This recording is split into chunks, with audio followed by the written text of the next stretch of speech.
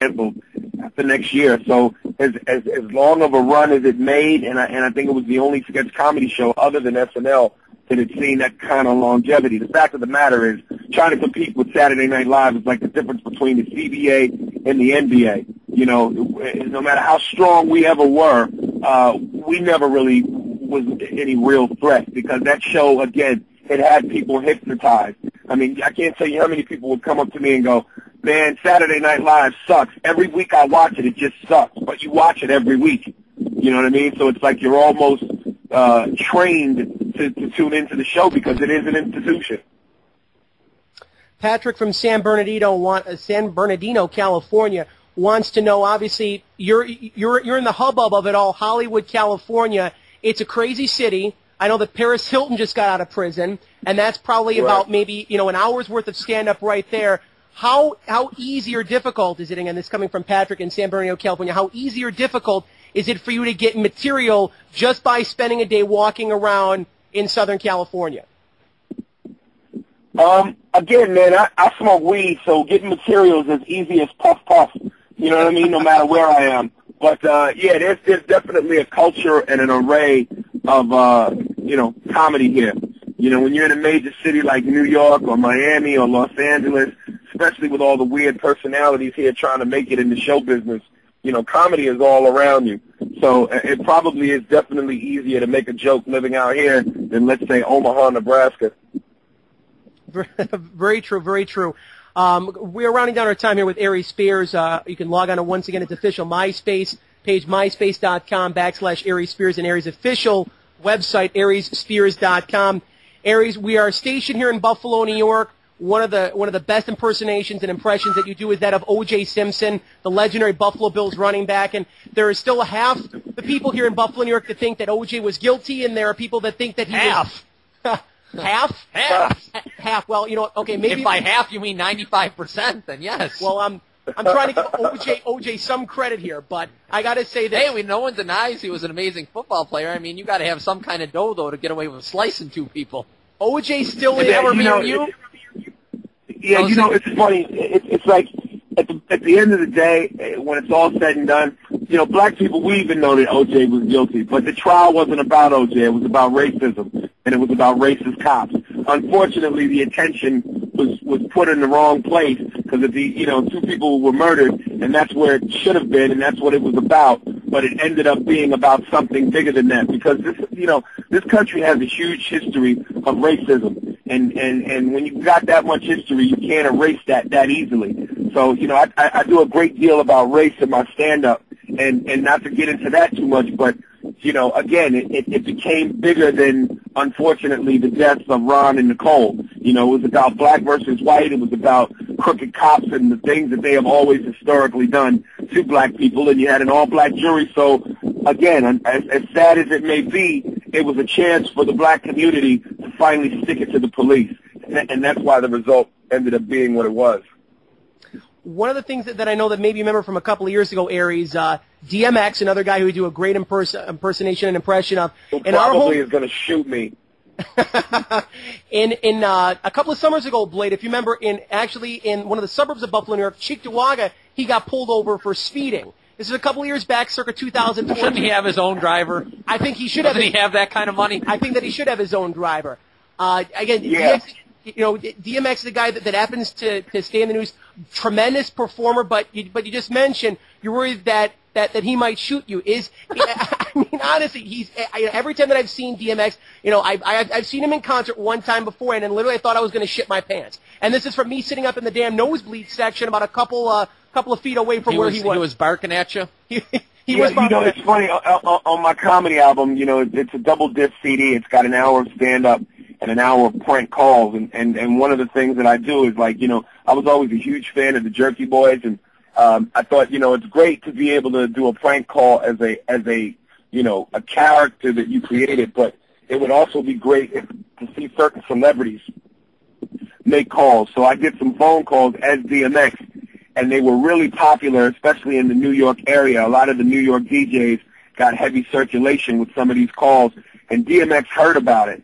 And I bumped into him at Jay-Z's concert at the Staples Center, And I walked up to him, and, I got all these celebrities endorsing my album. I had Jamie Foxx, Busta Rhymes, Pharrell, Snoop Dogg, and I saw DMX, and he was one of the people that I wanted, to endorse my album. But, of course, I couldn't get him to do it because he heard about the phone call. He didn't actually hear it, but he actually heard about it. And we had a little bit of an exchange. And in the hood, there are certain things that guys do in the hood, regular guys like myself can't do. And one of the things that DMX do, and this is a well-known hood trick, is he can talk to you with a razor blade in his mouth. Like have a full-fledged conversation, move his tongue around, and not cut himself. Now, that is a certain skill that only the meanest of the streets can do and get away with. So when I saw him pull the razor blade out of his mouth in mid-conversation without cutting himself, I knew from that moment I was going to be like Dr. Richard Kimball on The Fugitive. I'm on the run. He's one tough son of a bitch, Blade. And this is coming from a white guy here, myself. It's just out of here. He is a tough son of a bitch because this is coming from a black guy, and we on the same team, and so I shouldn't be scared, and I'm terrified. Oh my lord! Oh my lord! One of the really cool things, Aries, the Underground on Showtime, Damon Wayans. A name that wrestling fans, sports fans, entertainment fans, hell, people who play checkers know who the hell the guy is. Going back to the days of In Living Color, his brother Keenan Ivory Wayans, the entire Wayans family, very skilled, very talented. What's it been like so far working with Damon and sort of doing the?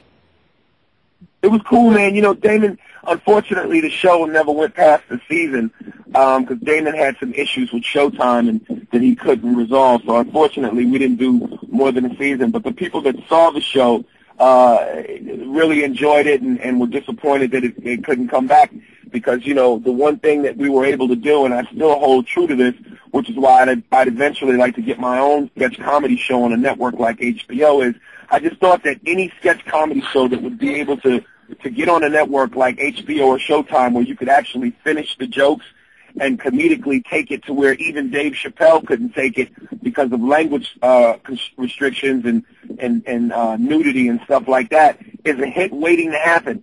And because of the Underground being on Showtime, we were able to get away with some things that I thought was really comedically brilliant. Like we did the Real Vagina Monologues, which basically were, vaginas that talked.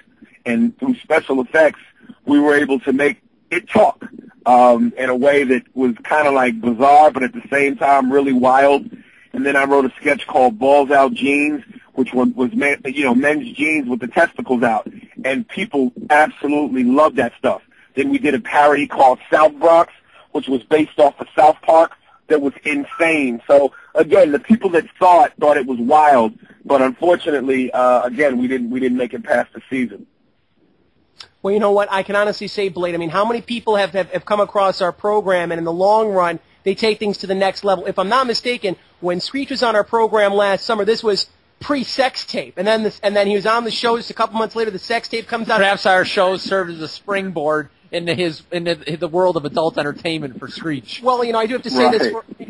For our program being on 5.5 years, there are certain people even in Hollywood that do pay attention to our program. So you know what? That's right. And also, this is a sidetrack for a minute. Lots of great shows only go one season. You got Models Inc. If you remember from 1992 on I don't Fox. remember Models Inc. Oh, okay. I'm sure the women were hot though. Well, they were. Okay. Okay. So, like I said, you got plenty. I think one of the last, Saved by the Bell revivals only went one season. So, well, hang on a second. Great shows that I like, and I mean, Aries, feel free to jump in here in these closing moments. Favorite shows of myself, The Big Mosh, are as follows. Here he goes. Full House. God. Saved by the Bell. Fresh Prince of Bel-Air. Step by Step. Anything.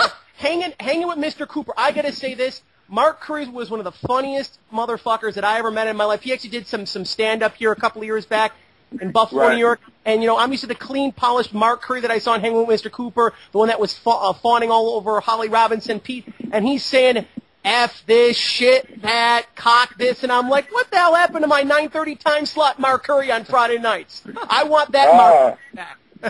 But unfortunately, I didn't get to see that Mark Curry. I got to see a little bit of a dirtier version. So we encourage all of you It's kind of like Bob Saget, how he cusses all the time. Yeah. Who knew Bob was... but Mark Curry, it's really weird, too, which is why I'm like, people always ask me, would I ever do a sitcom? And it's like, sitcoms to me aren't what they used to be. You know, they don't have the danger and the risk of the 70s that they used to have. And even when they got nice and wholesome in the 80s, they were still at that time when Nice and Wholesome was in, were written really well. Sitcoms today are so garbage, and it's like I've built a reputation between my season on the Underground and my 8 years on Mad TV as being, and I'm not trying to come off arrogant or cocky here, but you know, I've built a reputation as being one of the funniest MFs on the planet. And I think that when you do that, you have to be really careful about what you do and what your next move is, because if that's what people know you as,